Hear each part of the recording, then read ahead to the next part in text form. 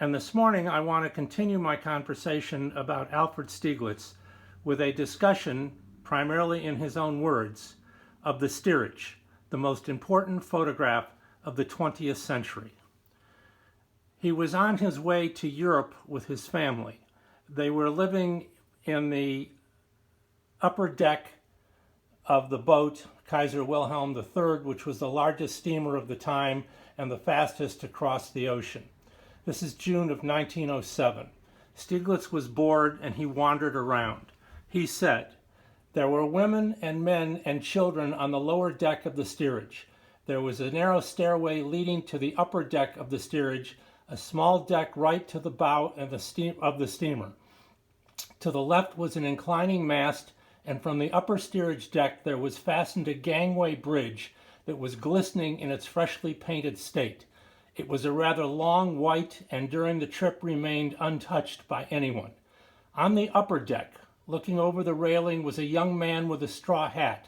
The shape of the hat was round. He was watching the men and women and the children below the deck.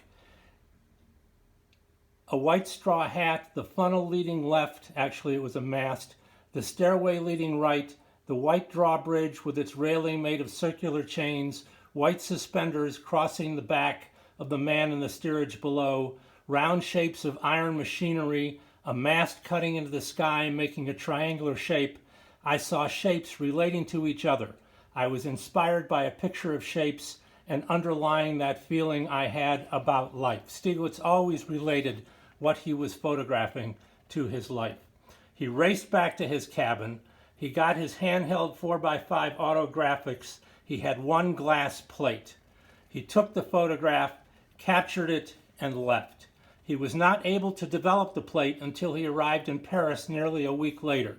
He tried to go to Kodak. They wouldn't let him into his lab, etc., etc. He went to a private photographer's home, developed the plate, offered to pay the man. The man said, "I know who you are, and it's an honor to have you in my darkroom." Steiglitz kept the developed image in its original plate holder to protect it until he returned to New York several weeks later. He knew what he had. He first published the steerage in the October 1911 issue of Camera Work, which he devoted to his own photography. He didn't publish it again until 1911 and didn't exhibit it until 1913. It has been hailed as the first proto-cubist work of art in America and pivoted contemporary photography from pictorialism to modernism. This single photograph launched the entire photographic movement of the 20th century.